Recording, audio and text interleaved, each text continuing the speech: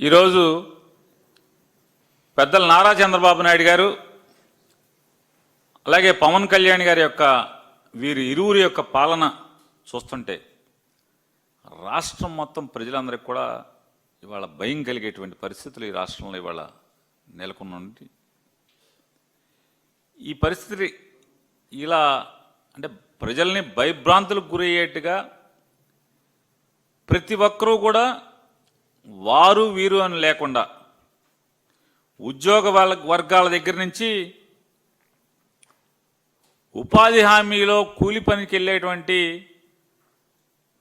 ఆ స్థాయి వ్యక్తుల వరకు కూడా అందరిలో ఒక ఆందోళన, అందరిలో ఒక అభద్రతా భావం, ప్రతి ఒక్కరికి ఒక భయం, రేపు మన జీవితం ఎలా ఉండబోద్దో, ఏం మార్పు జరగబోతుందో అనే ఒక భయం.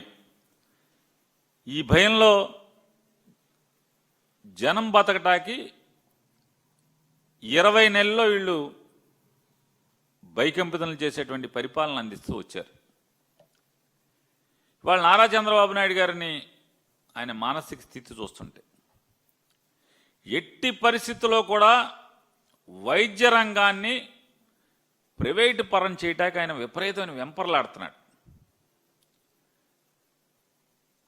సాధారణంగా మనం చంద్రబాబు నాయుడు గారు కూడా మనందరం కూడా ప్రజలు ప్రశ్నిస్తే, అయ్యా నారా చంద్రబాబు నాయుడు గారు, వైద్యాన్ని వ్యాపారస్తుల చేతిలో పెడితే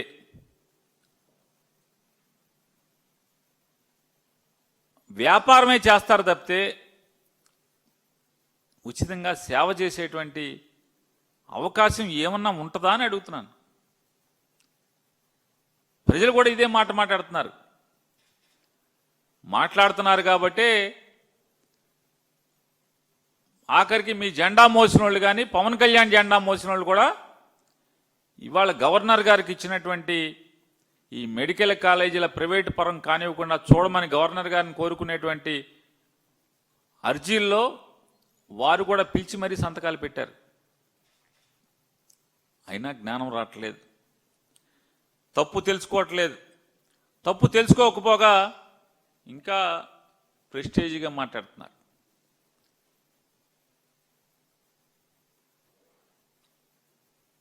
ఇవాళ ప్రజలు కోరుకునేది ఏంటి? ఈ రాష్ట్రంలో ఉన్నటువంటి ప్రజలు కానీ వ్యవస్థలు కానీ కోరుకునేది ఆంధ్రప్రదేశ్ రాష్ట్రంలోనే కాదు, భారతదేశం మొత్తం కూడా విద్య కానీ వైద్యం కానీ ఈ రెండు కూడా ప్రభుత్వ రంగంలోనే ఉండాలి, ప్రభుత్వాల చేతుల్లోనే ఉండాలి, పాలకుల చేతుల్లోనే ఉండాలి తప్పితే అదొక బాధ్యతగా ప్రభుత్వాలు భావించాలి తప్పితే ఏ పరిస్థితుల్లో ప్రైవేట్ రంగం దాన్ని ఆ కబంధ హస్తాల్లోకి వెళ్ళిపోతే ప్రజలు సర్వనాశనం అవటం అనేది కూడా ఆ జ్ఞానం లేకపోవటం ఎంత దురదృష్టం ఈ రాష్ట్రానికి. ఇవాళ నారా చంద్రబాబు నాయుడు గారికి 14-15 ఏళ్ళు దాటిపోయినట్టుంది. ముఖ్యమంత్రి 15 ఏళ్ళు ముఖ్యమంత్రి అనుభవం, 45-50 ఏళ్ల రాజకీయ అనుభవం అని చెప్తున్నాడు ఆయన. 75 ఏళ్ల వయసు ఒంటి మీదకి వచ్చింది చంద్రబాబు నాయుడు గారికి.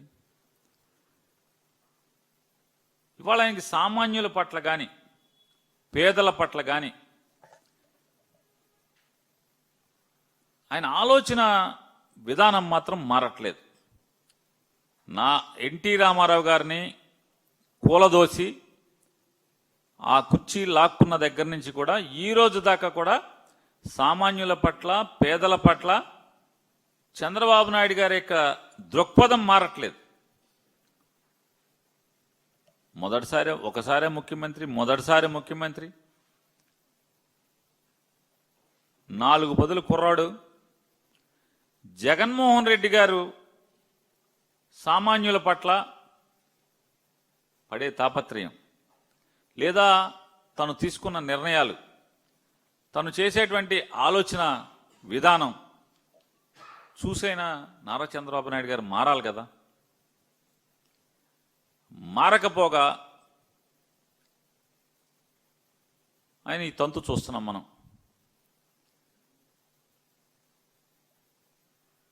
పేద మధ్యతరగతి వర్గాల యొక్క ఆరోగ్యాన్ని, చదువుల్ని జగన్మోహన్ రెడ్డి గారు బాధ్యతగా తీసుకుని స్కూళ్ళని మార్చి చూపించటం, పిల్లలకి ఆంగ్ల విద్యని నేర్పించి తద్వారా ఆంగ్లంలో పాఠాలు చెప్పి వారి నైపుణ్యాన్ని పెంచేదానికి ఆయన కృషి చేసేదే. ఇవాళ నారా చంద్రబాబు నాయుడు గారు జగన్మోహన్ రెడ్డి గారి తర్వాత ఆ పదవిలోకి వచ్చి జగన్ గారు చేసినటువంటి కృషి లేదా ఆయన ఏర్పాటు చేసినటువంటి ప్రజల సంపదని ఏమైపోయిందంటే ఇవాళ ఈయనగాచి నక్కల పాలైపోయినటువంటి పరిస్థితుల్లో వాళ్ళ చంద్రబాబు నాయుడు గారు స్కూళ్ళని గాలికి వదలటం, స్కూళ్ళలో ఇంగ్లీష్ విద్యను తీసేయటం, సాంకేతికంగా వాళ్ళని నైపుణ్యవంతులను చేయాల్సినటువంటి ట్యాబ్లు ఇచ్చే కార్యక్రమాన్ని ఆపేయటం, ఆఖరికి బ్యాగుల మీద కూడా కక్కుర్తి, స్కూల్ పిల్లల పుస్తకాలు మోసే బ్యాగుల మీద కూడా కక్కుర్తి. ఆ బ్యాగులన్నీ కూడా పట్టుమని 3 నెలలు కూడా అంటే 100 రోజులు కూడా బ్యాగ్ మోసే పరిస్థితి లేకుండా చిరిగిపోతున్నటువంటి పరిస్థితి, అతుకులు బొంతలు వేసుకోవాల్సిన పరిస్థితి. ఇవాళ విద్యా వైద్యం జగన్మోహన్ రెడ్డి గారి ప్రభుత్వం బాధ్యతగా భుజాలకెత్తుకుంటే నారా చంద్రబాబు నాయుడు గారు నాకు సంబంధం లేదు, ఎవడి తిప్పలాడి పడాల్సిందే అని చెప్పని చంద్రబాబు నాయుడు గారు ఇవాళ మాట్లాడుతున్నారు. ఇవాళ ఆయన ఏలుబడి చూస్తుంటే మనకి మాట మాటికి రోజు ఒకటి చెప్తాడు, అయితే 3 పీలు లేకపోతే 4 పీలు, పీపీపీ అంటాడు, లేకపోతే పీపీపీపీపీ అంటాడు, P4 అంట. ఈ పీపీపీలో కానీ P4లో కానీ ఈ రాష్ట్రంలో బాగుపడినోడు ఎవడన్నా ఉన్నాడా? చంద్రబాబు నాయుడు గారు, ఆయన కొడుకు పవన్ కళ్యాణ్ గారు తప్పితే, లేదా తెలుగుదేశం వాళ్ళు ఎవడన్నా బాగుపడ్డాడేమో కానీ ఒకటి అది కూడా తెలుగుదేశం వాళ్ళు కూడా గ్రామాల్లో ఏడుస్తున్న పరిస్థితి. ఎందుకు మోసాం రా జెండా, ఎందుకురా బాబు అసలు వీళ్ళకి ప్రచారం చేశాం, ఎందుకు తాపత్రయపడ్డాం రా జగన్ దిగిపోవాలని చెప్పని అని వాళ్ళ తెలుగుదేశం వాళ్ళు ఏడ్చే పరిస్థితికి వస్తున్నారు. ఈ పీపీపీ వల్ల ఎవడు బాగుపడ్డాడు అంటున్నాను. ప్రజలకు ఏం లాభం అని అడుగుతున్నాను నారా చంద్రబాబు నాయుడు గారు, ఏం లాభం? ఎన్నికల ముందేమో మీరు జగన్మోహన్ రెడ్డి గారు 150 సీట్లలో 40 సీట్లు, అది కూడా రికమెండేషన్ లేకుండా అన్ని కన్వీనర్ కోటాలోనే ఇంటర్వ్యూ ద్వారా ఎవరి రికమెండేషన్ లేకుండా కొన్ని సీట్లు 12 లక్షలు, కొన్ని సీట్లు 20 లక్షల రూపాయలు కట్టి తద్వారా మెడికల్ కాలేజీ నిర్వహణ ఇబ్బంది లేకుండా ఉంటాకి ఆ కాలేజీ ఎవరి దగ్గర చేయి చాపకుండా ప్రభుత్వాల దగ్గర ఆకాశం వెంక చూసినట్టుగా ఎదురు చూడకుండా కాలేజీ దానంతా నడవాలి మెడికల్ కాలేజీ అని చెప్పని జగన్మోహన్ రెడ్డి గారు ఏర్పాటు చేస్తే ఆ రోజు పెద్ద పెద్ద కబుర్లు చెప్పారు. ఇక నారా లోకేష్ నాయుడు గారు అయితే ఆ జీవో రద్దు చేస్తానని చెప్పడమే కాకుండా మా నాన్న సంగతి వదిలేయండి, మా నాన్న ఎప్పటికప్పుడు కార్పొరేట్ హాస్పిటల్కి వెళ్తాడు, కానీ హైదరాబాద్లో ఉండేవాళ్ళం, హైదరాబాద్లో ఉంటే నాకేమైనా జ్వరం వస్తే ఒంట్లో బాగోపోతే పరిగెత్తుకుని నిమ్స్కి వెళ్ళేవాడిని, కాబట్టి రేపు మా ప్రభుత్వంలో గవర్నమెంట్ హాస్పిటల్ అన్నీ కూడా అద్భుతంగా చేస్తానని చెప్పి ఆయన ఎన్నికల్లో ఎన్ని మాటలు మాట్లాడారో, కోటలు దాటిన మాటలు చూసాం మనం. ఇవాళ సిగ్గు అనేది కూడా ఏమాత్రం పడకుండా అరే మొన్న అట్లా చెప్పామే, ఓట్లు అడుక్కున్నామే, మన నమ్మారే అనేటువంటి ఇంగిత జ్ఞానం కూడా లేకుండా, అంటే తోలు మందమైపోయి బాగా ఈ రకంగా ఇవాళ తప్పుడు నిర్ణయం తీసుకుని కాలేజీ మొత్తం అప్పనంగా ప్రైవేట్ వాళ్ళకి అప్పచెప్పేయటం. ప్రైవేట్ వాడికి అప్పచెప్తే ఏమవుతుంది? కాలేజీ ఒకటే కాదు, హాస్పిటల్ కూడా ప్రైవేట్కి ఇచ్చేస్తారంట, గవర్నమెంట్ హాస్పిటల్ కూడా ప్రైవేట్కి ఇస్తారంట. ఇవాళ ఈ మెడికల్ కాలేజీల్లో పీపీపీ అంటే ఏంటి అసలు? అది పీపీపీ కాదు, 4వ పీ సైలెంట్గా ఉంటుంది. ఈ 4వ పీ సైలెంట్గా అంటే people's property, privates profit. People's property privates profit కింద ఈ పథకం తీసుకొచ్చారా కాదా? మీరు తెచ్చిన 4 పీలో 1 పీని మింగేసి మాట్లాడుతున్నారు కదా మీరు. అది అంటే సైలెంట్ కింద అనమాట. ఇంగ్లీష్లో కొంత గ్రామర్లో చెప్తాడు కదా, అది సైలెంట్ ఇది సైలెంట్ అని. ఈ 4వ పీ మీరు సైలెంట్ చేసి ఎవడికి దోచిపెడతాకని చెప్తున్నాను. ఎక్కడన్నా మీరు ఈ పాలసీ, మీరు ఎన్నికల్లో ఏం చెప్పారు? మెడికల్ కాలేజీల్లో జగన్మోహన్ రెడ్డి గారు పెట్టిన 150కి 40 సీట్లు 42 సీట్లు అది మొత్తం మేము అది కూడా మెరిట్లోకి తెచ్చేస్తామని చెప్పి కోతలు కోసి ప్రతి చోట సూపర్ స్పెషాలిటీ హాస్పిటల్ నిర్మాణం చేస్తామని చెప్పి, లేదా హాస్పిటల్ని బలోపేతం చేస్తామని చెప్పి ఇవాళ ఇది చేయటాకి, ఈ మోసం చేయటాకి మీరు ఎవరితో ఉన్నా ఎక్కడన్నా చర్చించారా? ఎక్కడన్నా ప్రజల నుంచి అభ్యంతరాలు స్వీకరించారా? మీరు ఎన్నికల ముందే మేము రాష్ట్రంలో ఉన్నటువంటి ప్రభుత్వ హాస్పిటల్ని కూడా ప్రైవేట్ వాళ్ళకి ఇచ్చేస్తాం, జగన్మోహన్ రెడ్డి గారు పెట్టిన మెడికల్ కాలేజ్ అన్ని కూడా ప్రైవేట్కి ఇచ్చేస్తాం, ఇది అద్భుతమైన పాలసీ అని చెప్పి ఓట్లు అడిగి మీరు ముఖ్యమంత్రిగా అయ్యుంటే ఖచ్చితంగా మీరు ఎవరిని అడగాల్సిన పని లేదు. ఎన్నికల ముందు మీరేం చెప్పారు?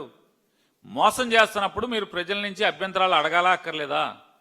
అడగలేదు. పోనీ చట్టసభల్లో ఏమన్నా చర్చించారా ఎవరితో అన్నా? అంటే తండ్రి కొడుకులు మీ ఇద్దరు కూర్చుని వ్యాపారం మాట్లాడేసుకుంటే సరిపోతుందా? ఇవాళ ప్రజలు ఇచ్చారు కదా, 1 కోటి మంది రాష్ట్ర ప్రజలు ఇవాళ ఛాలెంజ్ చేస్తున్నాం. నారా చంద్రబాబు నాయుడు గారు, నారా లోకేష్ నాయుడు గారు,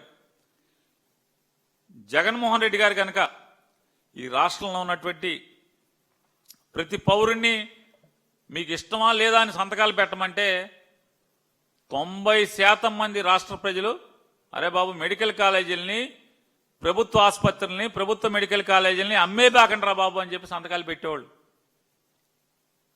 మీ జనసేన, బీజేపీ, టీడీపీ కరడుగట్టిన కార్యకర్తల దగ్గర నుంచి నాయకులు కూడా సంతకాలు పెట్టేవాళ్ళు.